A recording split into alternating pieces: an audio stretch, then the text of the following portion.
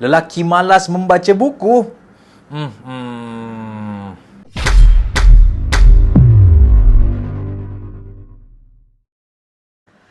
Assalamualaikum warahmatullahi wabarakatuh dan salam sejahtera. Tuan-tuan dan puan, terima kasih kerana anda menonton video ini, dan kepada rakan-rakan yang belum subscribe YouTube channel Rizal Rashid, anda boleh subscribe YouTube channel Rizal Rashid dan juga klik bell supaya anda dapat notifikasi video-video terbaru daripada Rizal Rashid, channel YouTube Rizal Rashid. So, tuan-tuan dan puan, bila kita sebut tentang membaca ni kan, ada satu dapatan daripada Peabody.com April 2019 mengatakan bahawa 78% wanita membeli sekurang-kurangnya satu buku berbanding lelaki. Lelaki dalam 74% sahaja. Dan ini menunjukkan bahawa wanita lebih gemar membeli buku lah. Alright. Dan bila kita sebut tentang membeli buku, insya-Allah kita akan baca, insya-Allah. Cumanya bila sebut pasal buku ni kan, saya just nak share dengan tuan-tuan dan puan tentang kisah saya. Sebenarnya dulu saya tak suka membaca buku, dan bila kita sebut tentang buku ni kan, saya ada satu stigma macam buku ni membaca boring, membaca ni macam macam kena membaca ke? Macam kita tengok movie ataupun kita tengok YouTube dah boleh dapat satu ilmu kot. So, tuan-tuan dan puan, berapa ramai nak dengar cerita ni? So pada tahun 2008, kisah ni berlaku pada tahun 2008 lah. Masa tu masa hari raya Aidilfitri, kalau di Indonesia katanya lebaran lah. Masa tu I still remember, saya masih ingat, saya balik ke kampung saya dekat Sabah, dekat KK, Kota Kinabalu. Dan hari raya ketiga ke keempat, saya tak ingat lah tuan-tuan dan puan. Dan masa tu saya duduk dekat ruang tamu, saya layan TV lah. Saya tengok TV masa tu, makan kuih raya, dan masa tu tak ada orang datang beraya dekat rumah. Kemudian ayah saya kata, Zal, jom kita pergi rumah Pak Cik. Dia bagi tahu one of my uncle lah. Dan kemudian saya pun spontan saya bagi tahu dengan ayah saya kata, malas lah Pak, tak nak lah, baik kita chill duduk dekat rumah je, lepak-lepak kan.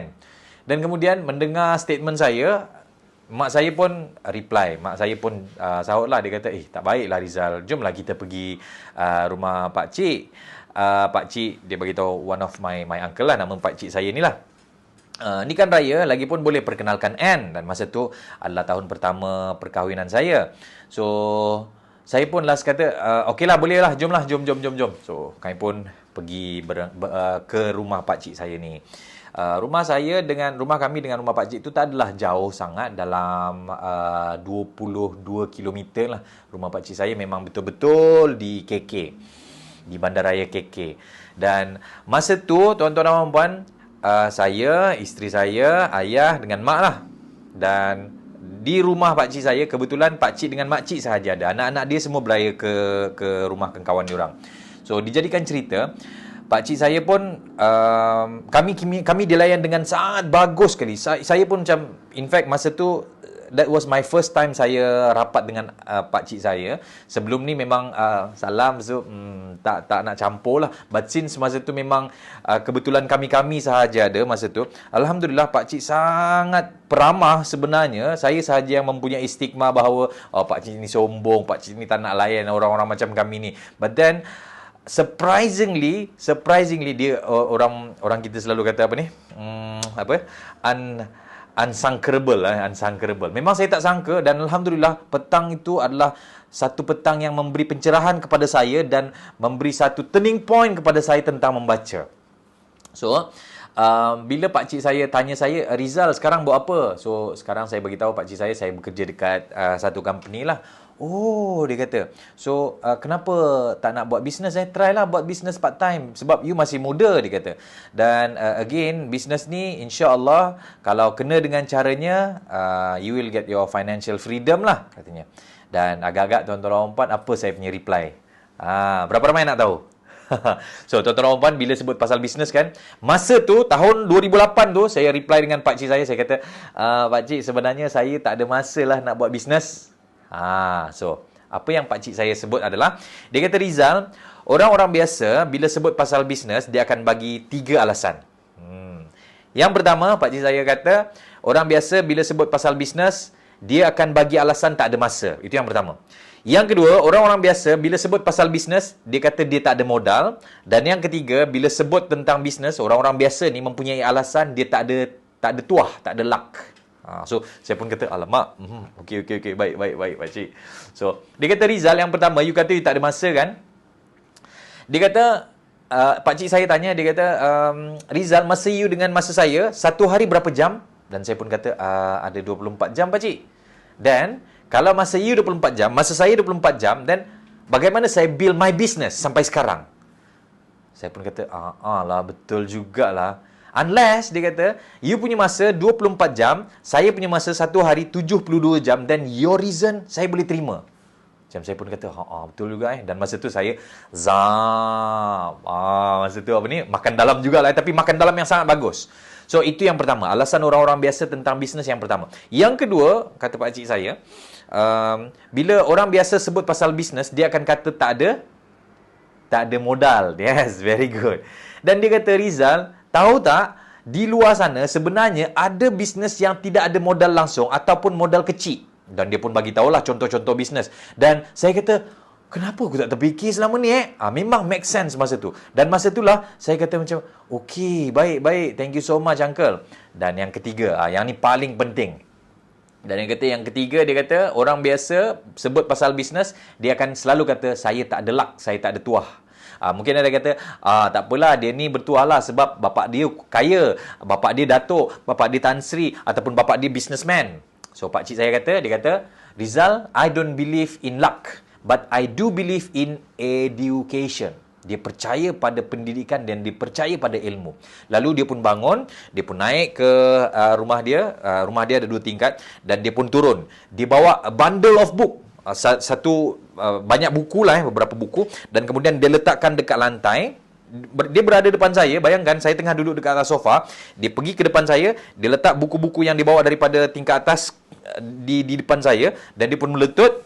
Dan dia pun melutut depan saya. Anda boleh bayangkan seorang pakcik yang umur dalam 60 plus macam tu. Dia pun melutut. Dia pun ambil satu buku dekat atas sekali dalam timbunan buku yang dibawa tu. Dia pun bagi dekat saya. Dia kata, Rizal, read this book. Katanya, this book is good for you. Dan tuan-tuan dan puan, buku tu adalah buku Robert Kiyosaki, Rich Dad Poor Dad. Berapa ramai yang pernah baca buku tu? So, buku tu tebal, betul? So, saya pun bila pakcik saya dah hulur, saya pun ambil lah kan. Saya pun ambil dan saya pun membuka buku itu. Saya pun buka, saya pun belik. Dan kemudian tuan-tuan dan puan, apa yang saya bagi tahu dengan pakcik saya, spontan saya cakap macam ni. Saya kata, pakcik, sebenarnya saya ni membaca kurang sikit, saya kata. Especially English, saya kata. Dan kemudian tuan-tuan dan puan, pakcik saya reply dengan spontan juga kepada saya. Dia kata, dia tanya dengan saya, Rizal, you nak berjaya tak? Dan saya jawab kepada pakcik saya kata, ya pakcik, saya nak berjaya. Dan dia pun tanya soalan kedua, pakcik saya tanya soalan kedua. Dia kata, Rizal, you tahu kan nak berjaya ni bukan mudah, Rizal.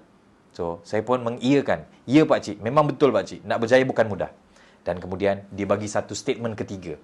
Dia kata, Rizal, since you dah tahu, you nak berjaya dan you tahu you nak berjaya bukan mudah, tapi kalau dengan semudah membaca pun you tak boleh, macam mana you nak berjaya? Wow. So, itu adalah satu statement yang zap, tuan-tuan. Boleh kita buat sama-sama, tuan-tuan. 1, 2, 3. Zap. Dan statement itulah yang sebenarnya mengubah saya punya mindset daripada dulu sampai sekarang tentang membaca ni. Kata-kata dia adalah, kalau dengan semudah membaca pun tak boleh, macam mana nak berjaya? Dan kemudian saya pun kata, okey pakcik, so saya balik ni insya-Allah saya akan start membaca dan saya akan start beli buku. Sebab saya tahu saya nak berjaya dan saya tahu juga nak berjaya ni bukan mudah. Tapi kalau dengan semudah membaca pun saya tak boleh, macam.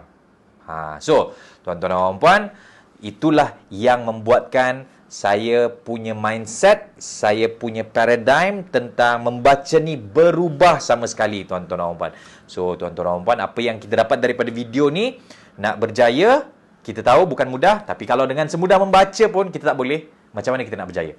So insyaAllah next video saya akan kongsikan dengan tuan-tuan dan puan apakah first buku saya yang saya baca, apakah second book yang saya baca, dan saya juga akan kongsi dengan tuan-tuan dan puan untuk video yang seterusnya tentang apakah tips bagaimana kita mulakan tabiat suka membaca. Tapi ini based on my own experience. So semoga bermanfaat. Sekian, Assalamualaikum warahmatullahi wabarakatuh dan salam sejahtera.